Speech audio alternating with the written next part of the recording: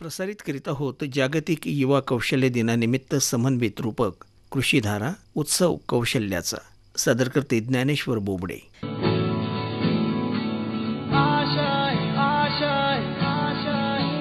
श्रोतेहो नमस्कार. स्वप्न बघणं सगळ्यांनाच जमतं, पण त्या स्वप्नांना माती देऊन उगम मिळवणं ही गोष्ट फक्त धाडसी तरुणच करू शकतो. आजचा तरुण फक्त शिकत नाही, तो शिकतो, प्रयोग करतो, चुका करतो आणि पुन्हा उठून स्वतःची वाट तयार करतो. कोणीतरी म्हटलं होतं, जिथं वाट नाही तिथं वाट करणं हेच नेतृत्व. आणि ही वाट करताना त्याच्या हाती आहे त्याचं कौशल्य. आजचा दिवस युवा कौशल्य दिन. कुछ पाने की हो आस आस, कोई अरमा हो जो खास खास आशाएं.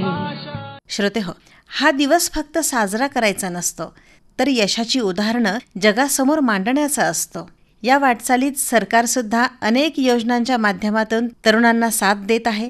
प्रधानमंत्री कौशल्य विकास योजना, महाराष्ट्र कौशल्य विकास अभियान, महारोजगार पोर्टल, स्टार्टअप इंडिया आणि उद्योजकता विकास योजना या साऱ्या संधी देणाऱ्या आहेत. याच योजनांचा उपयोग करून स्वतःचं कौशल्य ओळखून काही तरुणांनी प्रेरणादायी वाटचाल केली आहे. आजच्या या खास कार्यक्रमात आपण भेटणार आहोत अशाच काही तरुण आणि तरुणींना जे मशरूम शेतीपासून ॲग्रो टुरिझम, तेलबिया प्रक्रिया, पशुपालन आणि लोणचं, पापड यासारख्या व्यवसायांमधून एक वेगळी ओळख तयार करत आहेत. चला तर मग सुरू करूयात यशस्वी युवक कौशल्यांचा उत्सव.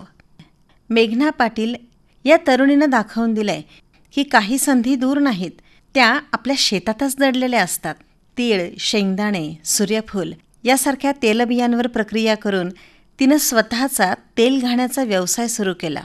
सेंद्रिय, शुद्ध आणि ग्राहकाभिमुख उत्पादनाचा आदर्श ठरलेला तिचा हा प्रवास ऐकणं खरोखरच प्रेरणादायी आहे. चला तिच्या यशोगाथेकडे कान देऊयात. माझ्या आजोबांकडे पारंपरिक तेल घाणा होता. मग त्यातून मला कल्पना सुचली की आपण आपल्या शेतातल्या तेलबियांचं पीक घ्यायचं आणि मग शुद्ध पारंपरिक पद्धतीने त्याचं तेल तयार करायचं. मग ग्रामीण भागातील ज्या महिला आहेत त्यांना यातून रोजगार मिळायला मदत होईल आणि आता ग्राहकांनाही त्यातून विश्वासार्ह उत्पादन मिळेल. मग मी मुख्यतः भुईमूग, तीळ आणि सूर्यफूल पीक शेतात घेते. ही पिकं घरीच साठवते आणि नंतर माझ्याच घाण्यावर त्याचं थेट तेल काढते. त्यामुळे उत्पादनावर पूर्णपणे माझा ताबा असतो आणि गुणवत्तेमध्ये कोणतीही तडजोड होत नाही. आणि आज माझ्याकडे गावातल्या गिराईकांबरोबर शहरातून मागणी येत आहेत आणि तेलाबाबतीत लोक सध्या जास्त जागरूक झाले आहेत. त्यामुळे तेल घाण्याच्या तेलांचा लोकांना सध्या जास्त आवड आहे आणि लोक आवर्जून घेतात आणि त्यामुळे लोकांना शुद्ध तेल मिळते. माझ्या उत्पादनाचं जे लेबल आहे त्याच्यावर मी पारंपरिक पद्धत, पारदर्शकता यामुळे ग्राहकांचा विश्वास मला मिळतो. मी प्रत्येक बाटलीवर शेताचं नाव, तेल काढलेली तारीख आणि पिकाचं मूड देते. कधीकधी ग्राहकांना तेल काढतानाचा अनुभवही देतो. यामुळे ग्राहकांचा माझ्याशी नातं जुळतं. हे शक्य आहे, गरज आहे ती जिद्द आणि थोड्या नव्या विचारांची. शेतीत प्रक्रिया जोडली तर खूप संधी निर्माण होतात. मेघना पाटील हिनं शेतामध्ये घेतलेल्या उत्पादनावर प्रक्रिया करून मूल्यवर्धनाचा आदर्श दाखवून दिला. सेंद्रियतेवर विश्वास ठेवत तिनं आपल्या उत्पादनाची शुद्धता आणि गुणवत्तेला कायमच प्राधान्य दिलंय. ती फक्त उत्पादन घेत नाही, ग्राहकांचा विश्वाससुद्धा जिंकते. हे कौशल्य केवळ आर्थिक नव्हे तर सामाजिक परिवर्तनाचं सुद्धा बीज ठरू शकतं. श्रोते हो, शेती म्हणजे फक्त परंपरा नाही, तर ती आता प्रयोगशीलतेची संधी बनली आहे. अशीच संधी हेरली आहे केतन चौधरी या तरुण शेतकऱ्यानं. त्यानं पारंपरिक शेतीच्या चौकटीबाहेर जाऊन मशरूम उत्पादन या वेगळ्या वाटेचा स्वीकार केला. कमी जागा, कमी खर्च आणि उच्च नफा असलेलं हे उत्पादन आज अनेक तरुणांसाठी प्रेरणा ठरतंय. चला तर त्याच्या आत्मविश्वासाची आणि कौशल्याची ही कहाणी त्याच्याच तोंडून ऐकूयात. मी मशरूम कल्टिवेशन सुरुवात केले होते 2019ला.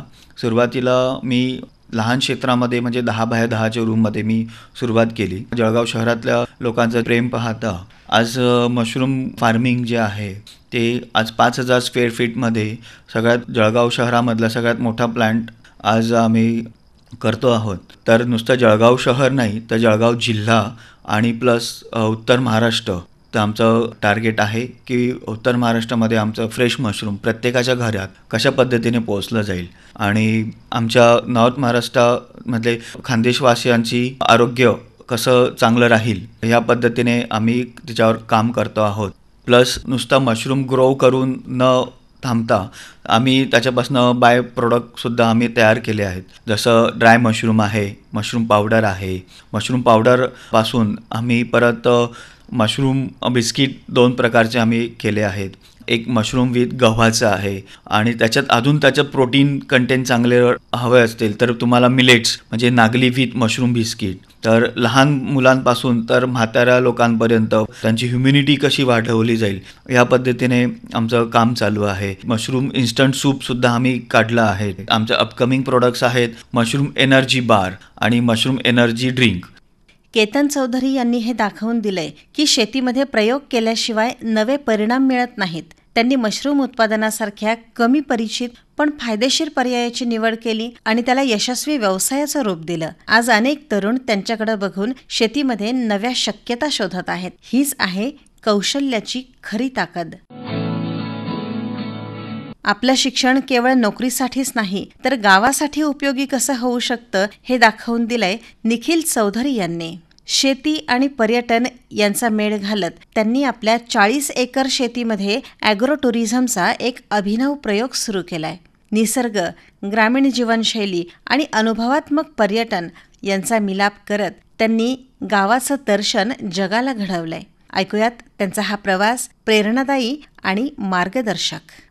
आज आपली जी पारंपरिक शेती आहे ही शेती पूर्णतः निसर्गावर अवलंबून आहे.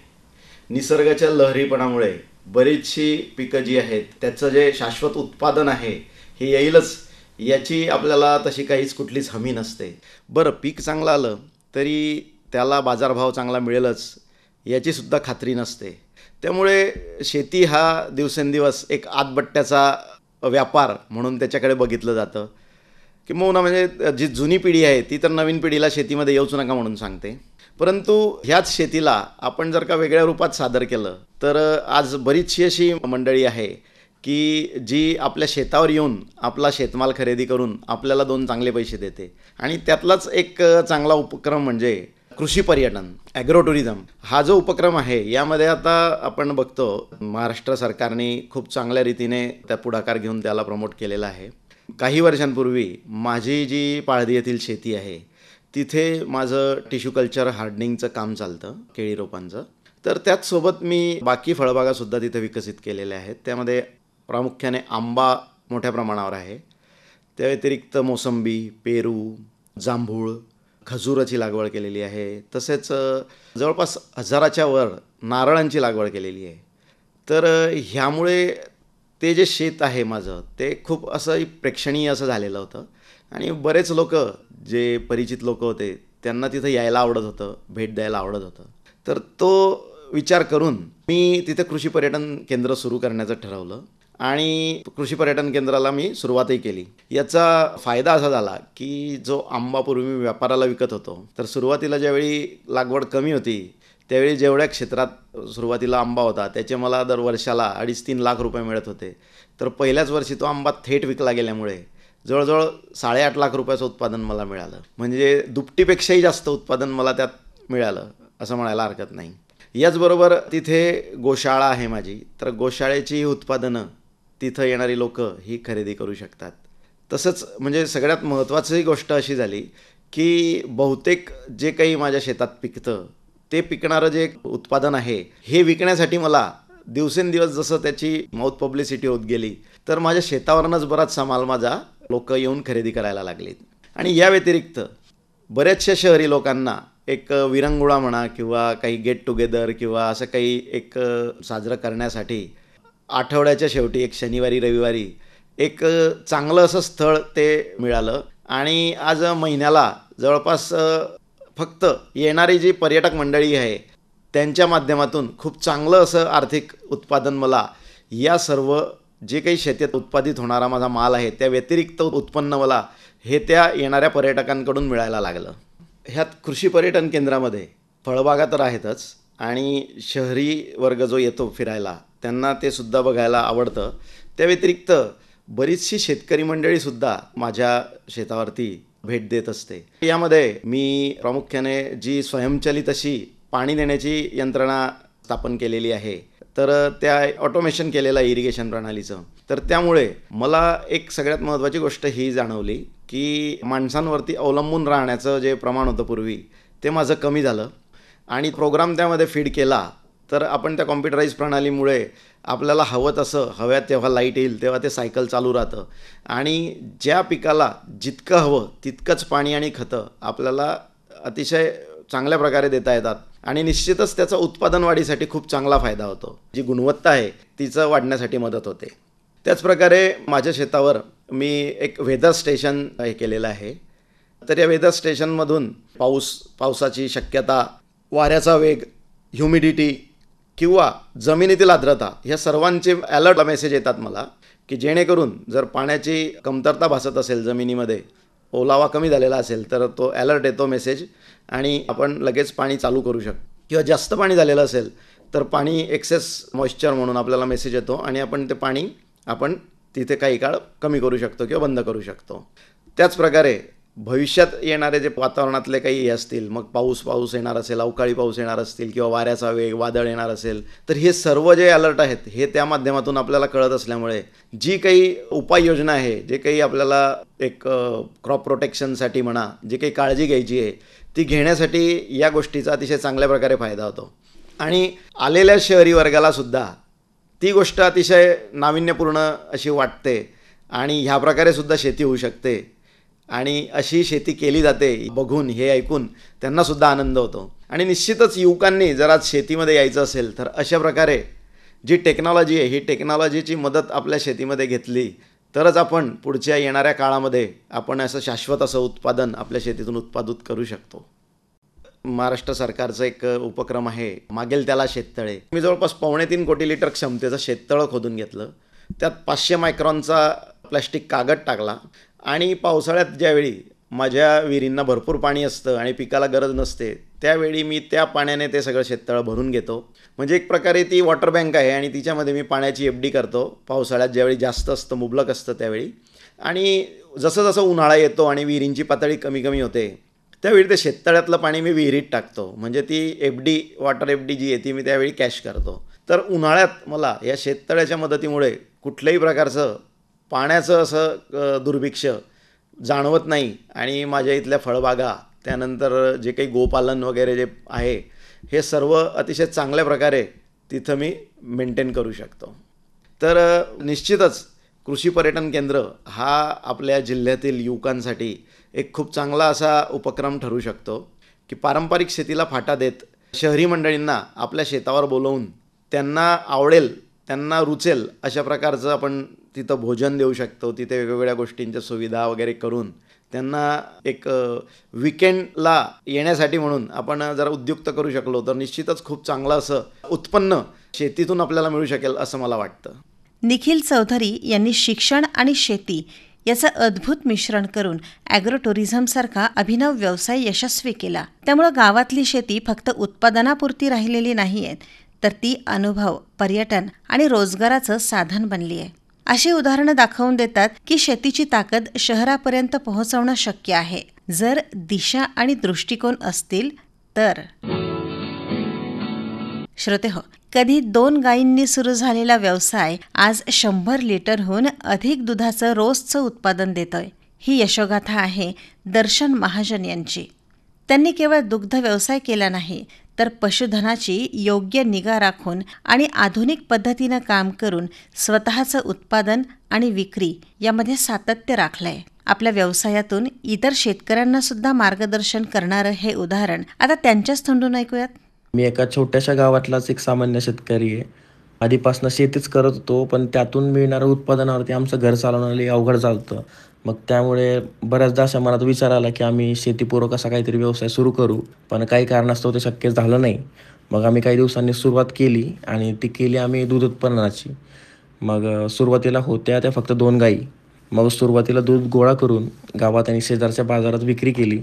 ग्राहकांचा चांगला प्रतिसादही मिळाला. मग हळूहळू एक म्हैस घेतली. तिचं दूध चांगलं विकलं जाऊ लागलं. मग जसजसं आम्हाला वाटते की आपला व्यवसाय चांगला होऊ शकतो, मग असं म्हणून काकांकडनं काही थोडेसे पैसे घेतले आणि आता आमच्याकडे चांगलं संख्याबळ आहे आमच्याकडे या सगळ्या पशुधनाचं. 23 गाई आणि 25 एक म्हशी आहेत. घराजवळ एक जागासुद्धा घेतली आता. तिथं आम्ही या व्यवसायाचं केंद्र उभारलं आहे. त्यासोबतच आमच्याकडे काही लोकंसुद्धा आम्ही कामाला लावलेत, कारण की एवढं सगळं एका माणसाकडनं काही बघणं शक्य नाही. रोज दूध काढून त्यांची योग्य प्रकारे प्रक्रिया करतो आणि आपण ते म्हणतो ना, कृष्ण पद्धतीने लोणी काढतो आम्ही आणि तूप बनवतो.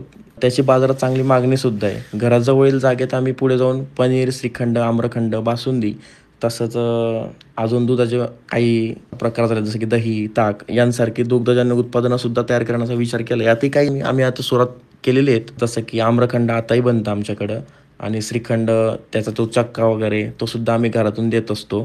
दुधाचे सर्व उत्पादने आमच्या गावातील ग्राहकांबरोबर शहरातल्या ठराविक दुकानांमध्ये सुद्धा आम्ही ठेवतो.